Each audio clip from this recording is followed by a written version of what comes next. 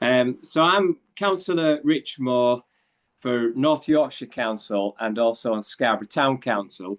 I represent a ward called Weponus and Ramshill. The North Bay is the focus now. There's a beck, it's called Scorby Beck, that comes into near Scorby Mills, and at that point then there's been housing and development all around that area. It's quite apparent that there isn't enough capacity in the storage there for when it rains for the CSOs, or combined sewer outlets, to cope. There are spills into the river then or into the CSOs, and they're put straight into North Bay.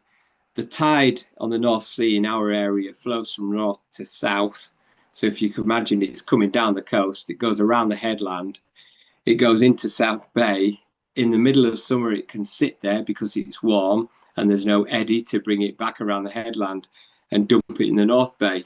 So we have to resolve North Bay now, and the pressure is on Yorkshire Water to fulfil their commitment to spend £150 million on delivering a fix in North Bay.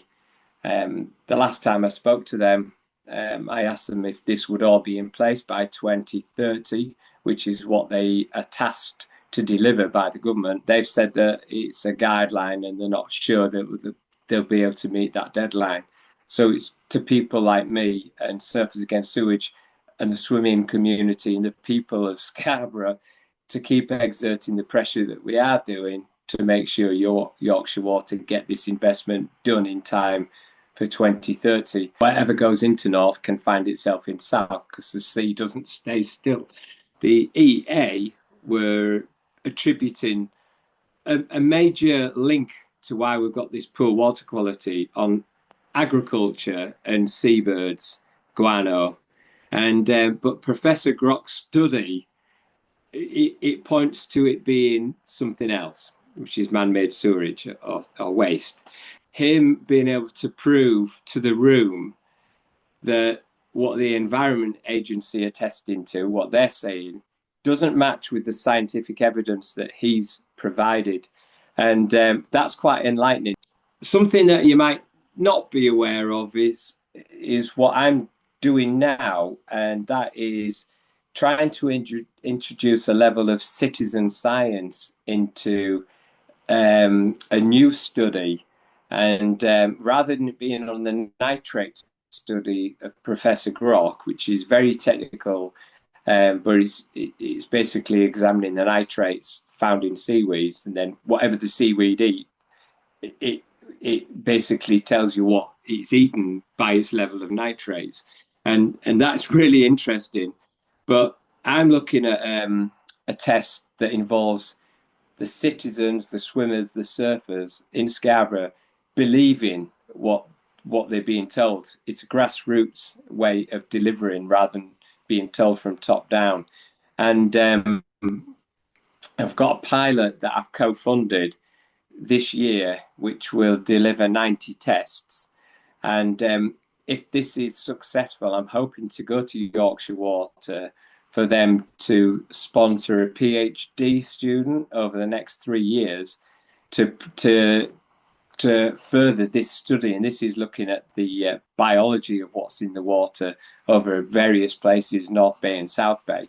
And that will link in really well to the professor's study, and between his study at the nitrates and this study, which is looking at specifics, the biology of what it is in the water, we'll really be able to prove our case. So, you know, it not only complements each study, but we can't be sold any rubbish from the EA when we've got 2 PhD theses proving, and one of them is collected by the residents and swimmers of Scarborough, who can actually monitor it and can see it on the apps on their phone exactly what it is.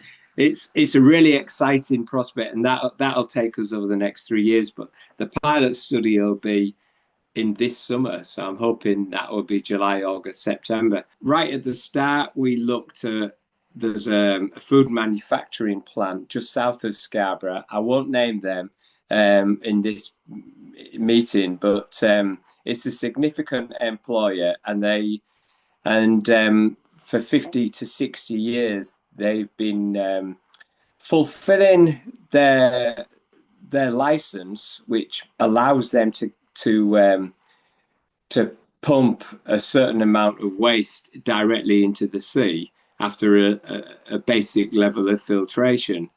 And when I was talking to fishermen, they would tell me that the finned fish beds near the area where that long fall pipe, which is connected to their factory via Yorkshire Water, all the fish beds were dying. You couldn't get spawn there, and it basically was killing off the finned fish over the last half century. Um, in the interim, that particular factory has spent £28 million on cleaning up their systems. And their filtration now is one of the best in the world. It's way above what their remit is and what their license is.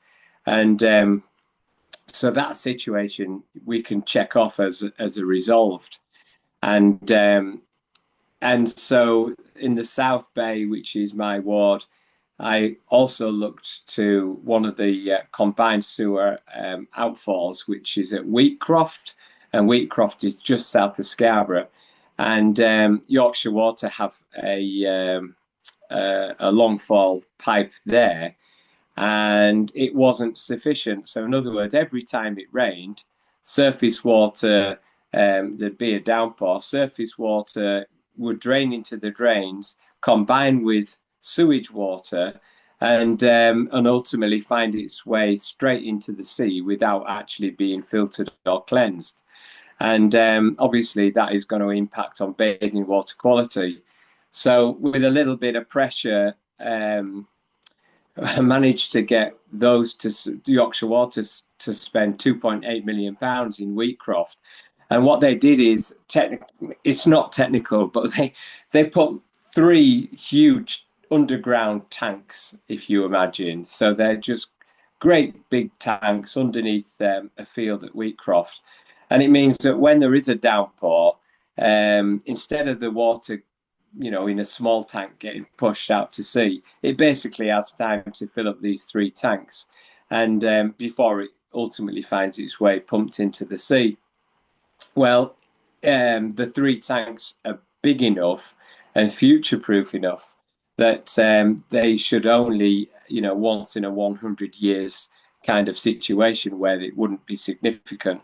So when it rains, the combined water that's coming off the fields and the runoff and the roofs and the roads and into the drains, it will come into these tanks, it will be held there, and once it stops raining, it will be put into the sewers properly and then find its way into the sewer system, which in Scarborough happens to be in the north of town at Burniston. So that's another check and a resolve for South Bay. The focus now looks to be why we're getting a decline in North Bay, and where else we can look to resolve the North and South Bay issue for Scarborough. I've met with Surfers Against Sewage. They've got a really active player who lives in Scarborough, and between us, we've managed to shine a spotlight on something that was overlooked to a certain extent, in my view. So much so that the Environment Agency, at one meeting that I was at, I asked them, why was Bridlington receiving extra funding and extra testing ahead of Scarborough? And the Environment Agency turned back and said, well, Bridlington has got media focus and political scrutiny that isn't coming from Scarborough. So I set about changing that, and between us meeting with Surfers Against Sewage, getting the paddle outs on TV and televised, working across the country as the Surfers Against Sewage have, to really shine a spotlight on the injustice of privatised water companies and the failure that they have done to reinvest in infrastructure significantly to cope with additional dwelling, but also to cope with maintaining and upgrading poor sewers, and for the consideration of climate change impacts.